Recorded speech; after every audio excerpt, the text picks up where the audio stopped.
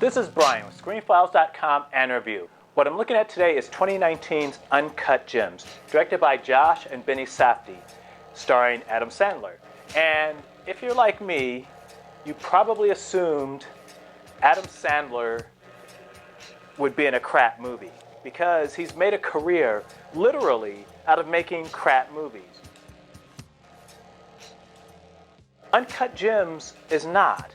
In fact, it's a pretty damn good movie, and it's an odd movie in some ways because depending on what type of movie you think it is will go a long way to determining how you feel about it.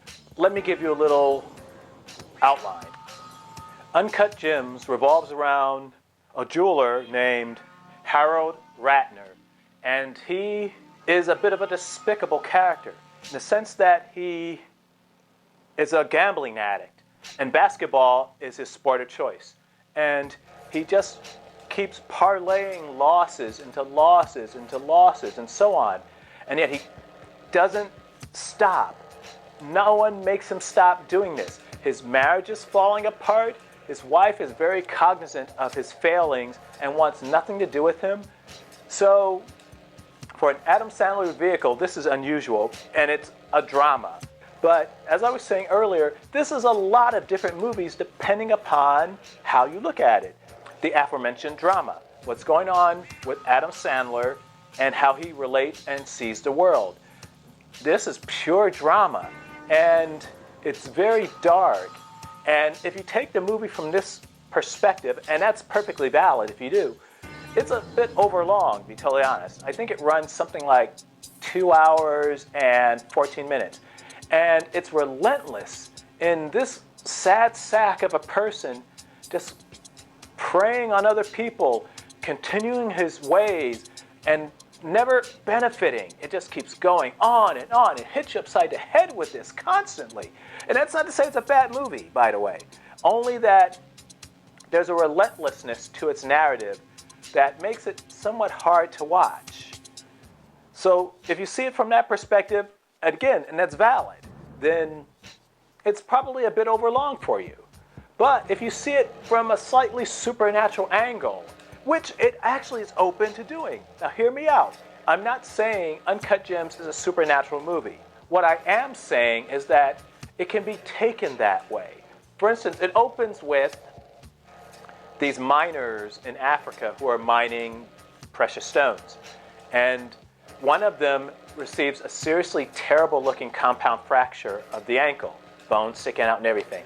And this leads to the discovery of this gem. The scene then, the camera goes into the gym, into Adam Sandler's prostate. He's getting a prostate exam at the time. It could be implied that they're saying that this gemstone is cursed.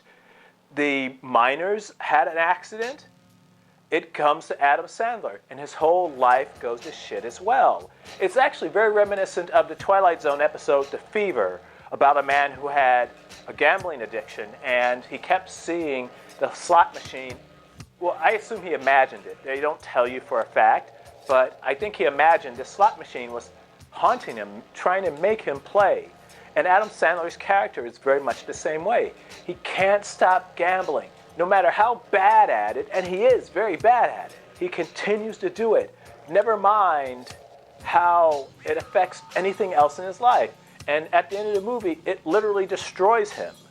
But he keeps doing it because he doesn't know any better. He's an addict. And that's another type of movie this is. It's an addiction story. And more so than the addict themselves, it talks about the people who enable the addict, the people who encourage the addict. If you look at the characters in Uncut Gems, everyone encourages him in different ways, of course, but they feed his addiction. There's no one who says, I can't handle this anymore. I can't be around you. Or, I'm not going to take anything in trade because you're just falling apart. You've reneged constantly. And he does. He doesn't do anything faithfully. There's no loyalty to this man. All he cares about is gambling. But the thing is, the people around him can pick up on it, and they do in the movie. It's so obvious that Adam Sandler's Harold Ratner doesn't care about any of these people. They're a means to an end for him. They're a way of him feeding his addiction. So there's that.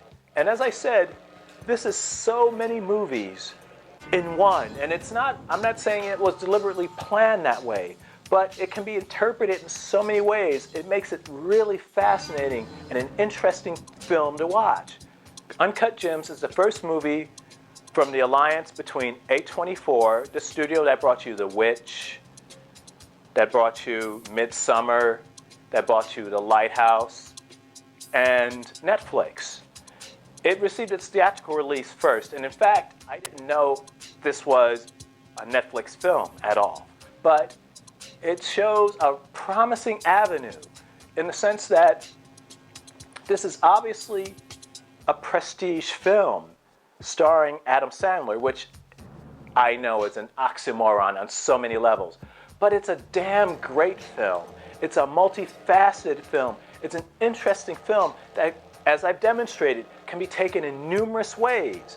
If you have not seen Uncut Gems, it's certainly worth watching. This is Brian with ScreenFiles.com and Review. Peace.